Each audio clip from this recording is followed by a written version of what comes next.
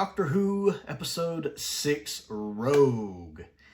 Is Rogue just pandering and plot holes? This is an interesting question. I have thought a lot on this episode since my initial viewing of it and my initial review of it, and the more I think on it, the less I like it. I think a lot of it is the plot holes that are becoming more and more apparent to me as I think of the story as a whole, because this feels like something that needed about 5 more draft treatments. A lot of it just doesn't make sense. It feels like the Rise of Skywalker. It keeps you so wrapped up, distracting you with little things, in this case the Doctor's romance, that you don't notice how structurally the story doesn't make sense and has plot holes you could drive a Mack truck through. Rise of Skywalker was like this, where it kept going so fast you never had time to notice its problems. You'd be sitting here like, well, that doesn't make any... Ooh, there's Londo! Well, that also doesn't... There's Wedge! That was Rise of Skywalker. This kind of does that as well, and we're going to address several different things, several different problems this story has. We're going to start with the plot holes, with the biggest one that once I realized it, I can't think about anything else other than that in this story, is what happens to Rogue's gun? And how come this isn't used later in the story? We see in the scene when Rogue pulls the gun on the Doctor and holds him at gunpoint as he leads him to the ship. And then the gun disappears and we never see it again. It's like he sets it down in the ship and doesn't take it with him. He has a gun. Why doesn't he use the gun on the bird creatures? Later in the story, when they see the bird creatures and they're being chased, why doesn't he pull out the gun?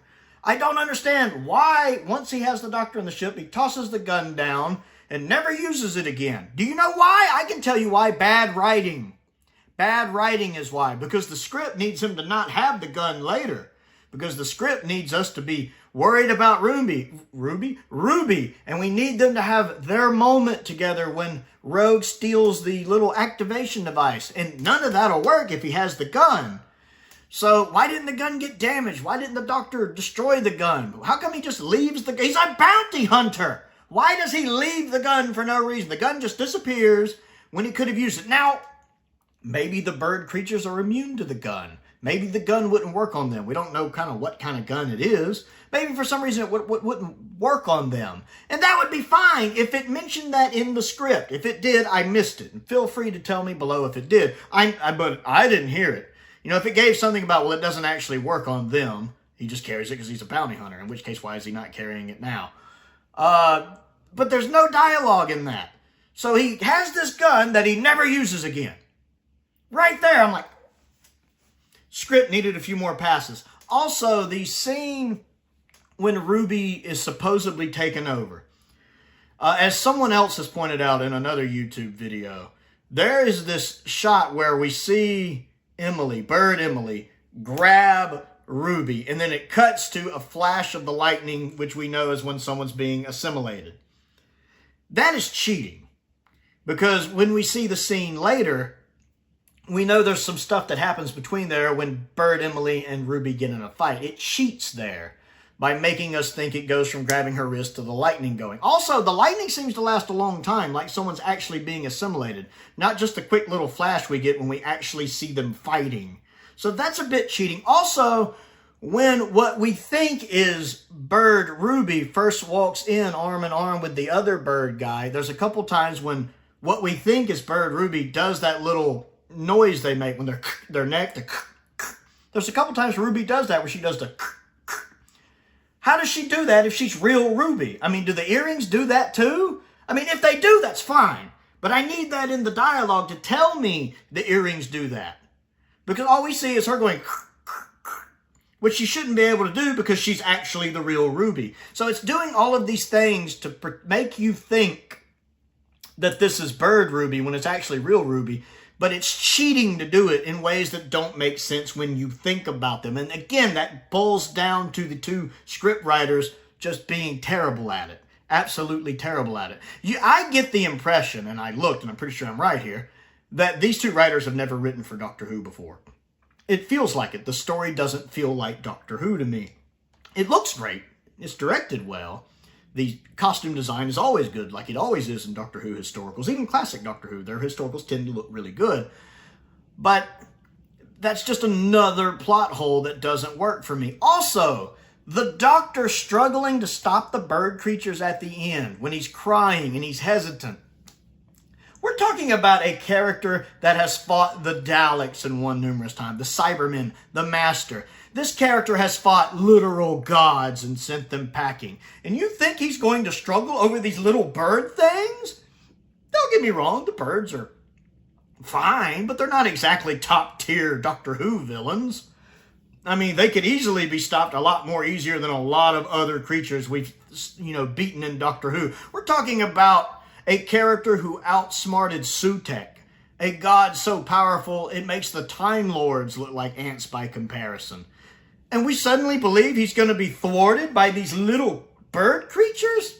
I'm not buying that for a minute. I'm not buying that for a minute. I know this character too well. I know this character far better than the people writing this story is blatantly obvious. As someone who has seen every episode of Doctor Who except for 4 classic stories, there's only 4 classic stories I have never seen, and 3 of those I've encountered in other ways. I've seen the 30-minute cut down of Marco Polo. I've read the Massacre, review for that coming soon, and I've read The Smugglers. The only classic Who story I've never seen or experienced in any way is The Savages. So I'm willing to bet that's not true for the people writing this story, and it shows.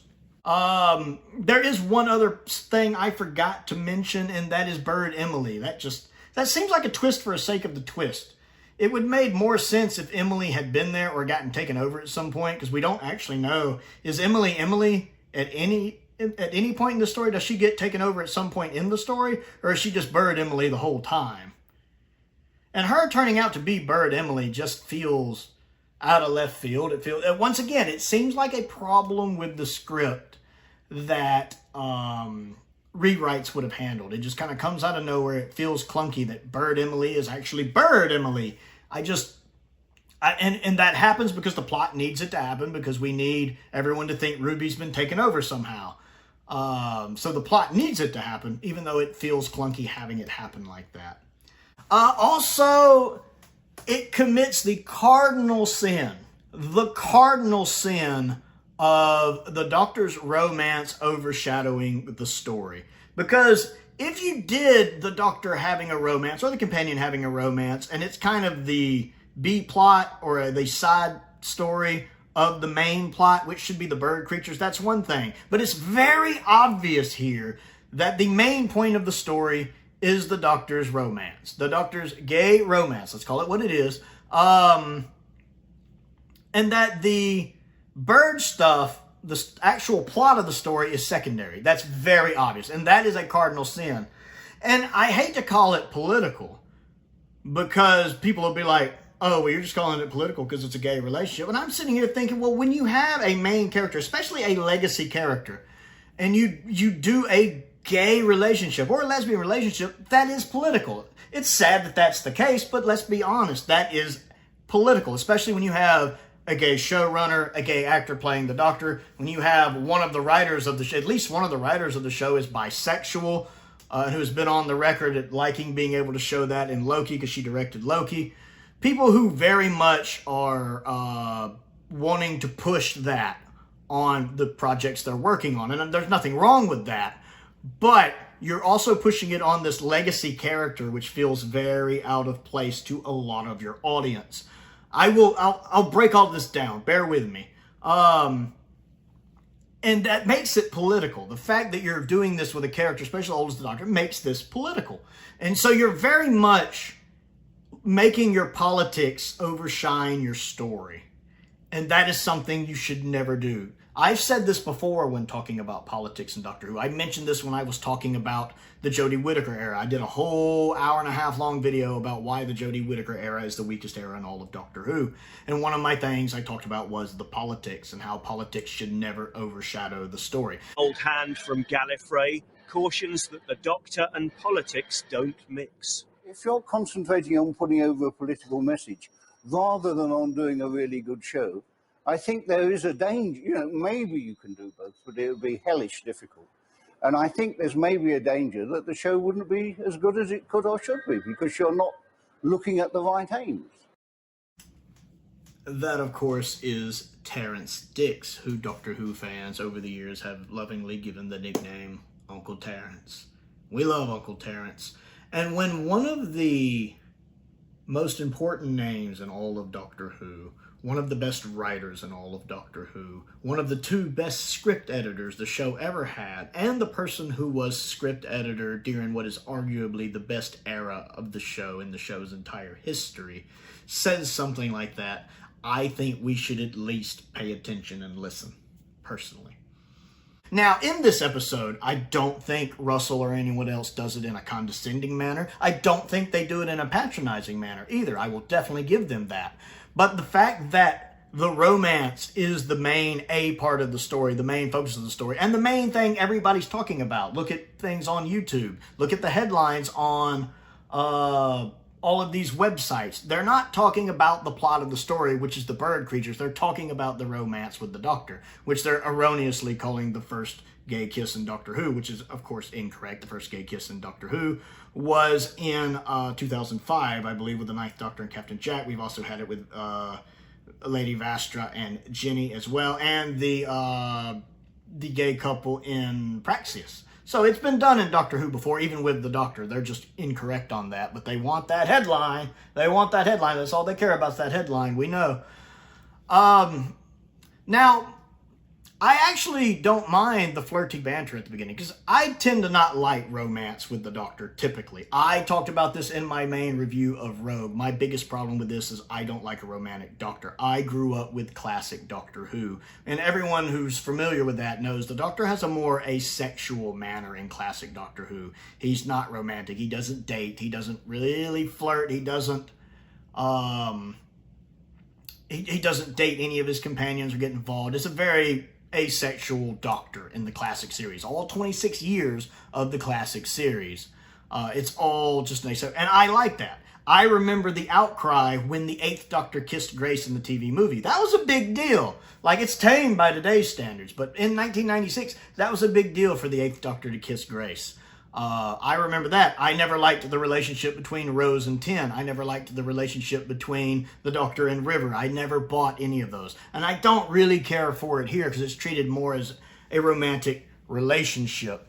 I don't mind when there's the occasional flirting, like the 10th Doctor and the lady Cassandra, or whatever her name is, the girl from Planet of the Dead.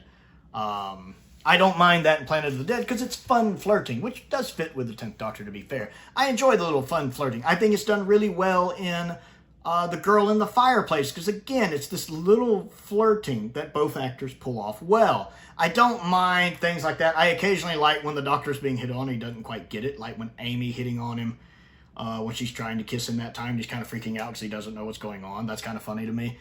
And the actual flirting banter at the beginning here, I was fine with. I was cool with. I loved the brooding scene. I absolutely loved that scene in the episode. Brooding. Do you practice in front of a mirror? Just the Doctor? Just Rogue? I loved that scene. And even when they're in the ship and the Doctor's trapped in the field when he keeps playing the Kylie Minogue song, that scene's funny. It doesn't quite fit as the Doctor to me, but when I can just take that scene in a bubble for what it is, I thought it was hilarious. When Rogue keeps cutting it off and the Doctor's like, keeps cutting it back on, I was laughing. That's funny. It's kind of like The Deadly Assassin, which is a classic Doctor Who story. I've talked about this before. The Deadly Assassin, if I'm watching it just in a bubble, just enjoying the episode for the episode, I enjoy that episode. When I contextualize it with the rest of Doctor Who, when I think about how it affects the series as a whole and how it ruined the Time Lords have never recovered for how they're portrayed in The Deadly Assassin. I have problems with The Deadly Assassin. I'm the same way with some of what's going on here. Some of the stuff by itself, like that scene in the ship with the Kylie Minogue song, by itself, it's funny. I like it. It's hilarious. When I start realizing, though, this is the Doctor, it doesn't work because that doesn't feel like the Doctor to me. Now, let me be clear that I am only articulating my opinion. If you feel different, if you loved this episode, I am not here to tell you you're wrong. I'm not here to tell you that you should look at it differently, that you're not. I'm not here to invalidate your opinion at all. My opinion is just my opinion. I'm not stating these things as objective facts. I'm telling you the problems I subjectively have with the story. So if you feel differently, that is totally cool. And if you liked this episode, hey, my hat's off to you. I do want to be clear on that. I'm not trying to lecture and tell anyone why they're wrong, because I'm not that kind of YouTuber. I think if you enjoyed the episode, that's great. If you enjoy the romance, that's great. I'm just trying to articulate why I'm having problems with it. And that doesn't work for me. That's not in character for the Doctor to me. Now, that doesn't take away from the fact that Ncuti Gatwa is putting in a great performance. What he's doing performing-wise is great. The guy playing Rogue, they're putting in a good performance. They have good chemistry. I like them performance-wise. I just don't agree with what's going on because I don't like a romantic Doctor. It's when they get in the TARDIS and they start getting more flirty, more lovesick, more... An Air Supply song should be playing in the background. I'm all out of love. I'm so lost without you. And it gets way overdone to the point to where Rogue is proposing to the Doctor in the episode, and the Doctor's, I have to go now, and runs off. Like, what? When did both of you become the woman in this relationship? And both of them act very effeminate. Once that happens, like Rogue, I like Rogue as a character. The actor's playing him well. But once he learns the Doctor's a Time Lord, as someone else mentioned in their review, he becomes kind of a yes man. He doesn't do a lot. I mean, he does swipe the control at the end, but they both become, it's like they have their masculinity just stripped out of them. Just completely stripped out of them. They feel much more effeminate. And they get too heavy in this relationship. The Doctor putting the ring on at the end. Keeping in mind, this is someone he's known for like an hour. As someone else mentioned in one of their reviews, what's going on here is basically the equivalent, the Doctor Who equivalent of a one-night stand. That's basically what we're doing. In this family show, we're teaching people, hey, one-night stands, cool. You just met this person? Yeah, you can fall in love in an hour and propose immediately. We're teaching some bad lessons possibly here. And again, that's down to the bad writing by writers who don't watch Doctor Who or understand the character. And so you have the Doctor hesitating. He's crying again. How many times does this Doctor cry? Rule 1, the Doctor cries for this incarnation. Like, the Doctor crying at first never bothered me. It's interesting that he wears his emotions like that. But it happens every episode. It happens twice in this episode. And don't cry. Do something. Do something. And once again, we have the Doctor needing to press a button and being scared to press a button. We've seen this before. The Sontaran two-parter with Tennant and the End of the Timeless Children with Whittaker. The Doctor, I'll press it. I'll press it. I'll do it. I'll do it. Sure you will. Now, this time's a little different because it's not the Doctor himself who will be killed. It's Ruby. And I can see the Doctor being more hesitant to kill or endanger a companion than the Doctor would himself. I feel like the Doctor would easily sacrifice himself or herself more likely than a companion. So I don't think the hesitation is quite as egregious as it is in the Sontaran two-parter with Tennant and the Timeless Children with Whittaker, where I'm just sitting there going, you're not going to press the button. You need someone to do it for you. But that's what we get here. The Doctor won't press the button. Someone else has to press the button for them. Again. This feels like all of these people who are associated with the show. And I think about this more and more. And I will admit, I had to sit down and ask myself, do I have more of a problem with this relationship because it's a same-sex relationship than I would if it wasn't?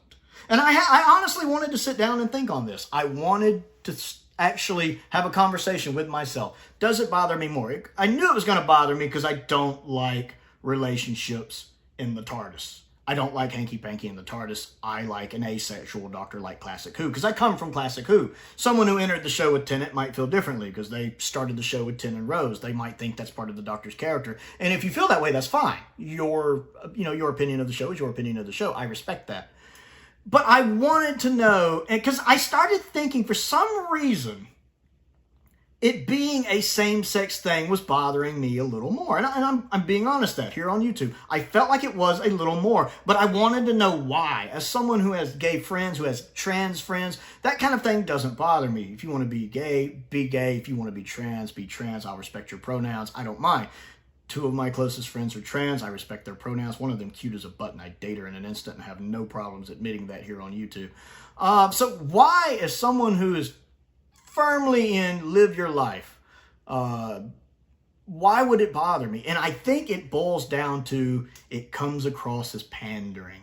And while I have no issues with gay relationships or trans relationships or bisexual or pansexual or any of that, I love Captain Jack. I love Captain Jack. John Barrowman is so great in that role. I'm a huge Captain Jack fan. What I do have something against is pandering. I don't like pandering because it just feels like, see how amazing we are? Look at that. It seems like you're ignoring a large part of the fan base to pander to this other part of the fan base. And Russell's basically opened up on that, saying that they really are trying to hit the under 30 number. He mentioned that in an interview recently. So let's take a look real quick at the numbers and what Russell T. Davis has to say about all of this. Russell T. Davis has admitted that the initial ratings for Series 14 have not met the team's hype. In the latest issue of Radio Times, Davis says, "I'm very proud of it. You know, they might not be the ratings we'd love. We always want higher. But they're building over a 28-day period. Episode 1, Space Babies, is already up to 5.6 million and counting. So it's getting there." So Russell is basically saying that 5.6 million in 28 days is good when just the specials, the 14th Doctor specials and the Church on Ruby Road had higher numbers than that after 7 days, which I'll show you in a minute when we get to that. That is some serious cope. It says, Davis highlights his success in attracting a younger audience to the show, under 30s. Listen to this. This is very important. I was brought back in to bring in a youthful audience. That's been massively successful. I was brought back in to bring in a youthful audience. He said the quiet part out loud. He was brought back to bring in a youthful audience, therefore telling us that we are not the target audience. Many of us Classic Who fans. I mentioned this in a video not too long ago when I talked about the sad truth classic Doctor Who fans have to accept, is that we are not the target audience for the show now. And here it is spelled out in plain English for us. I was brought back to bring in a youthful audience. He also touched on the broader challenges facing traditional television and capturing the younger audiences. The audience no one ever gets are the under 30s. They just don't watch television anymore. But those figures are astronomical for Doctor Who. Someone please define astronomical for Russell T. Davis. Please. It's their top program in that bracket. Yes, I never thought it was possible, to be honest, but according to the people who juggle the numbers, and boy, do they juggle the numbers. Woo-hoo-hoo. Let me tell you how they're juggling the numbers. All targets have been reached and exceeded. The BBC are running around like mad things. Oh, really?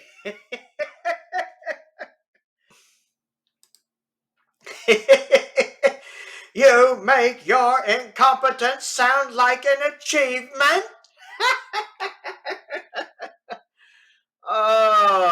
With that all said, Davies noted that the show's future beyond 2025 is still up in the air, in quotes. I'll bet it is. I'll bet it is. Now, let's have a look real quick at the viewing numbers, because they're concerning. Now, I don't expect Doctor Who to hit City of Death numbers, or even numbers that it was hitting in the late 2000s with Voyage of the Damned. Again, streaming habits have changed. But what's interesting is seeing how the numbers have changed just since the specials. You have the Star Beast here, the Star Beast. Now, these are the consolidated. These are the 7-day consolidated numbers. You have the Star Beast with 7.6, but Wild Blue Yonder 7.4, the Giggle 6.85, and the Church on Ruby Road doing 7.49. And then you have these numbers here with 4.1, 3.9, 3.5, 4.6, and then 3.38.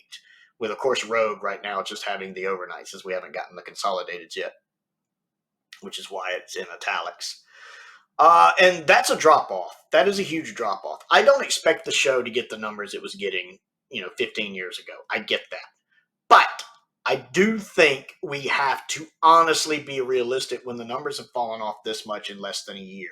When the numbers have fallen off this much since Christmas. In just 4 or 5 months, we have gone from getting 6.5, averaging around 7, basically, a little over 7 million a story with 7.6, 7.1, 6.8, 7.4. So 7 to 7.5, basically, a story, to 4 at the most, averaging around 3.5 to 4. That's a huge loss in viewers over just a 4 or 5 month period. And we haven't gotten the audience index scores for any of this right here, for any of the new season. And we typically get them. As you can see right here, you can scroll down. You can switch to the next page. You have the audience index. The audience index scores are there. They just are. Whereas you can see them here, going all the way up, and then nothing. We have not gotten those. They're deliberately keeping the audience index from us, which is not a good sign for the show. So it's very obvious that we are not the target audience at this point, that they are going to try to get a younger audience. We want to hit the people who are under 30, and the BBC's really excited, even though the numbers are down, even though he admits the numbers are down and they're not where they want it to be, but the BBC is really happy we're hitting, that under 30 age.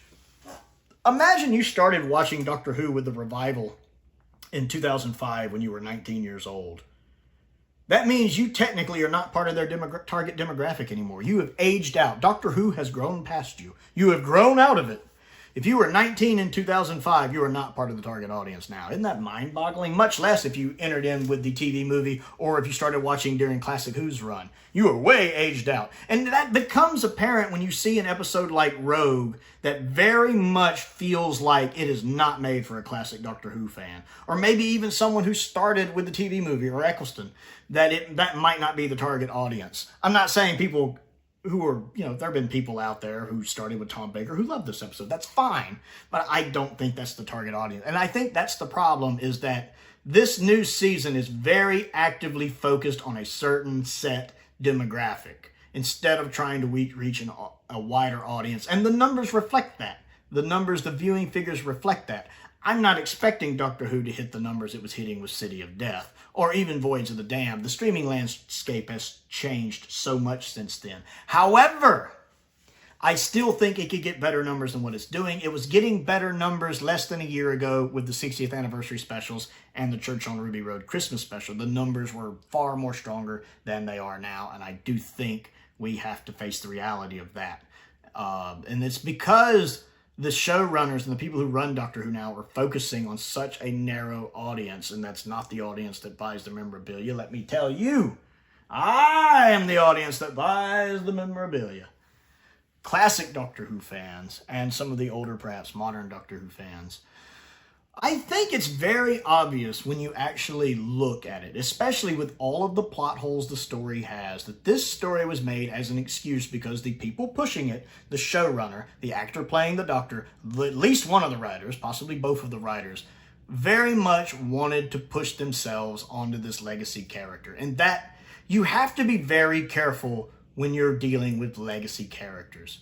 It would be like, people get very upset if you do something that makes a legacy hero feel out of character. We saw this with The Last Jedi, with Luke Skywalker. People didn't like The Last Jedi for numerous reasons, but the primary reason is Luke Skywalker does not feel like Luke Skywalker in this episode. And even Mark Hamill said that. Mark Hamill said that. So you know something is wrong here with Luke Skywalker not feeling like Luke Skywalker. And because of that, there's a strong part of the Star Wars fan base that hated The Last Jedi, and it kind of sank the sequel trilogy for a lot of people, myself included. I don't even really care for Star Wars anymore. The sequel trilogy killed my love for Star Wars, because Luke doesn't feel like Luke. That and Rise of Skywalker just has way too many plot holes. Same thing with Captain Kirk. It would be like making Captain Kirk gay, which would make no sense to the character, because Captain Kirk is very not gay. Captain Kirk is a ladies' man, that old style, old school ladies' man, where he's getting laid like every third episode, it seems like. I remember the X-Men crossover comic where he actually hits on Jean. He hits on Jean Grey. So, you're quite a woman. And she's like, my husband thinks so. And he's like, oh, husband. Oh. Because they're doing a little nod to that. Captain Kirk is a ladies' man. He's good at getting women. And that kind of guy character we can't have anymore for whatever reason. So it would make no sense to suddenly make Captain Kirk gay, because that would be a huge betrayal of his character. It would be very out of character for him, and you would have a lot of angry Star Trek fans. Another thing I think is we're never going to see another character like Ian anytime soon. Ian Chesterton, of course, played by the wonderful William Russell, who sadly just passed away at the age of 99. And I love Ian as a companion. He is the first male companion.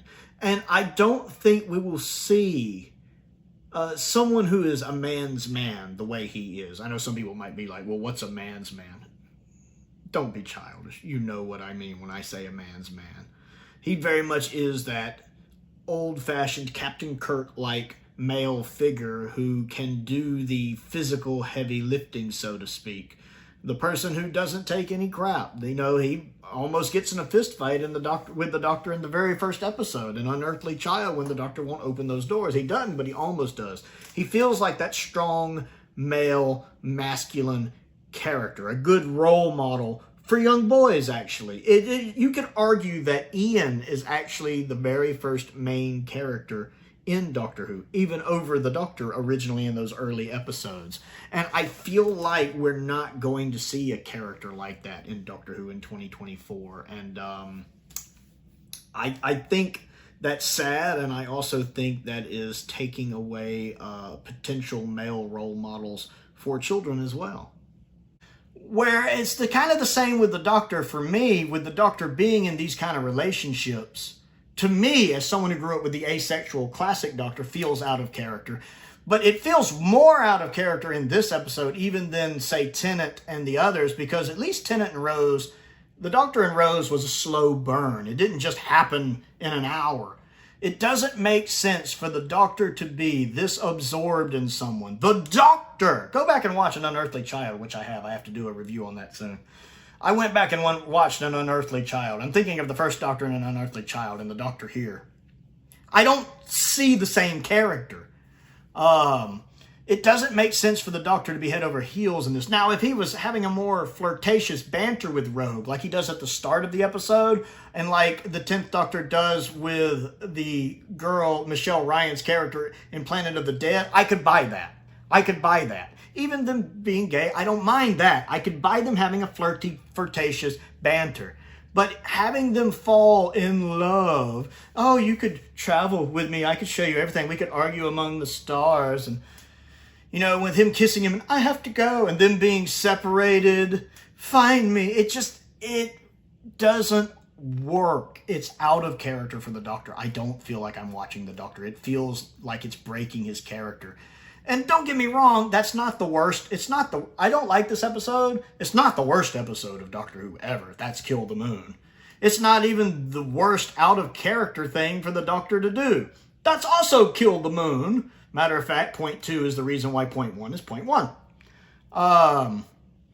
But it just doesn't feel like the Doctor. It feels like they very much, these people running the show, wanted the Doctor to be gay. We want to do our gay Doctor episode. We want to have our gay Doctor episode. We're going to do whatever it takes to have our gay Doctor episode. And so they threw the rest of the story around it as window dressing. And they didn't spend enough time refining the story. And that's why the story has the plot holes it does. You know, Rogue's gun just mysteriously vanishing. Ruby suddenly, I know Kung Fu. Seriously, she's having a Neo moment when suddenly Ruby just beep beep, I know Kung Fu. and she's doing her Matrix stuff there, and then her with her, but it turns out she's the real Ruby, so why is she able to make these sounds like the bird? All of the plot holes here, and the Doctor being almost thwarted by bird creatures when the Doctor has stopped Sutek, the gods of Ragnarok, when he has assembled the key to time, when he stopped a giant monster squid called Kroll.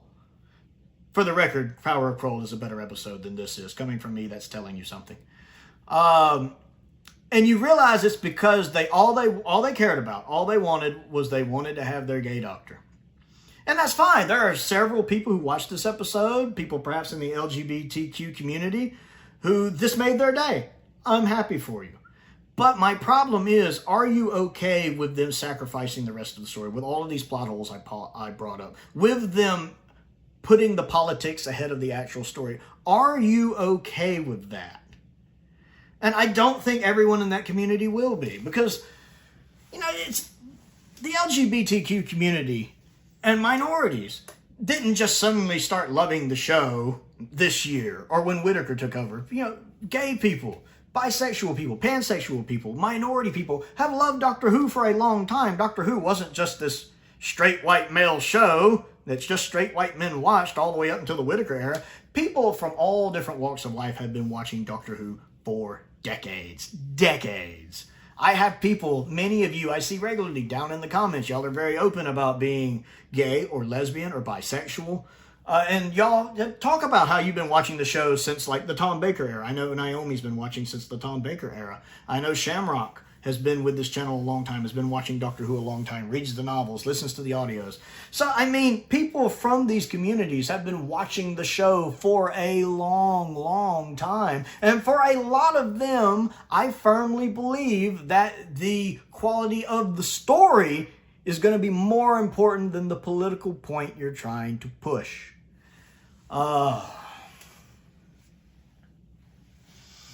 Again, if you like Rogue, I'm happy for you. I am in no way trying to take any of that away from you. I just don't care for it. Now, it doesn't ruin the season for me. I've liked this season a lot going into this. I think 73 Yards is a classic. It's going to be a future classic. I think Dot and Bubble, as one of the guys on Blind Wave, I love the way he phrased about Dot and Bubble. He said it's a 7 out of 10 story with an 11 out of 10 ending.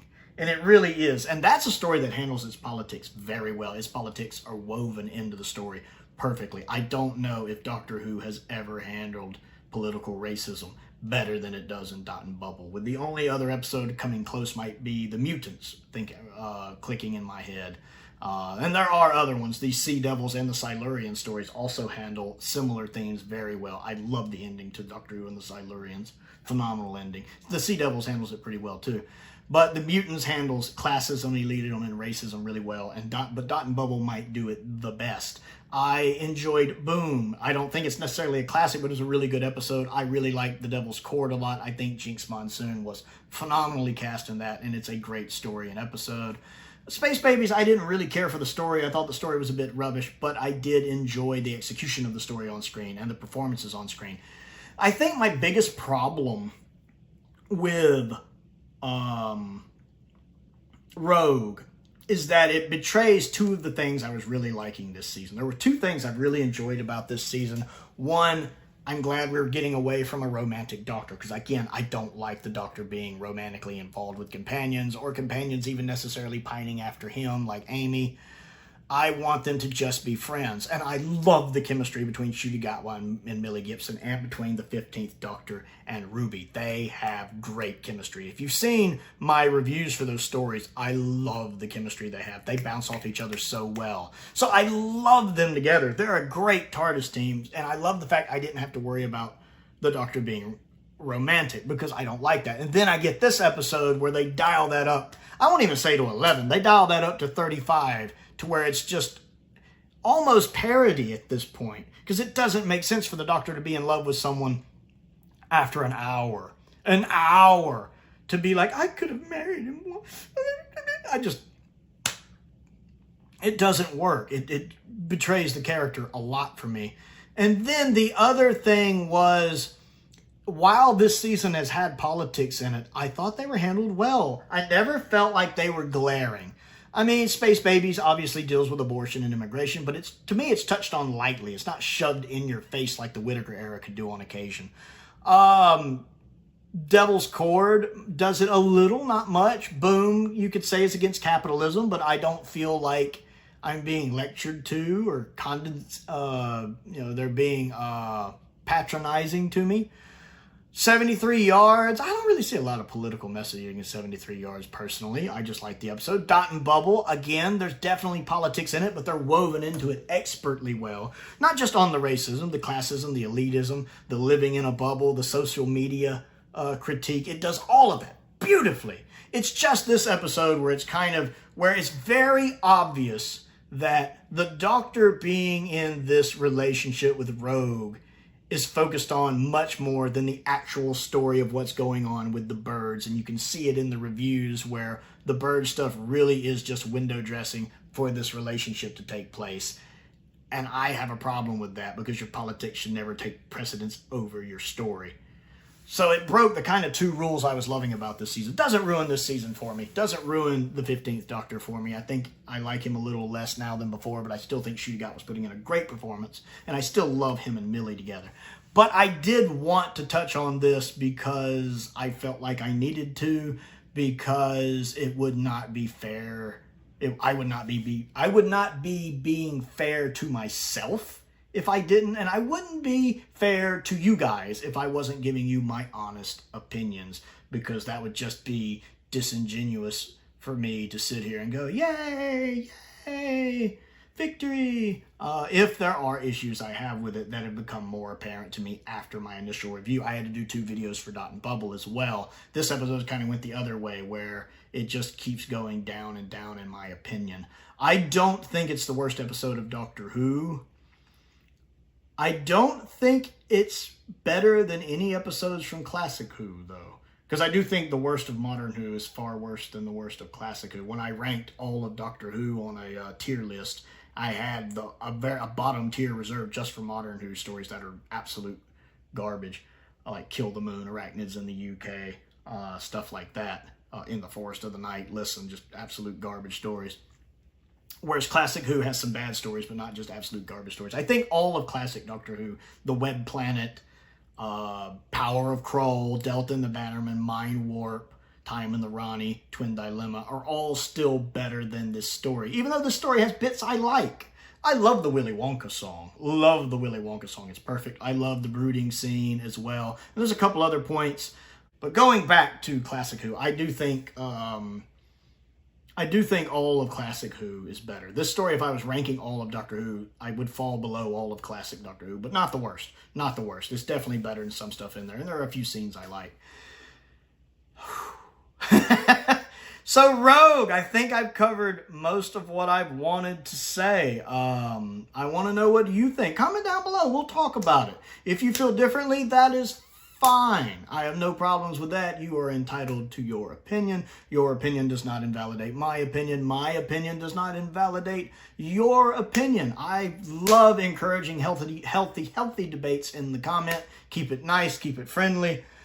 Don't forget to click the like button and the subscribe button. I also have a Patreon if you would like to support me on that. There is a link to that down in the description as well. I also have a P.O. box if there's anything you'd like to send me to look at and review. I want to give a shout out to some of my top tier patrons, Colin Coney, Stephen Crane, and Finn Perkins. I appreciate their support, as I do the support of all of my patrons. It's very much appreciated, each and every one of you. I also have a birthday coming up soon at the beginning of July. If there's anything you'd like to send me, I love getting fan mail. A link to my Amazon wish list is down there. A link to my Amazon UK wish list is also down there. Would love to get some more of these standard sets. And what is it? The Klein trilogy from Big Finish. I really want that. I want to listen to that. Most importantly, thank you for watching.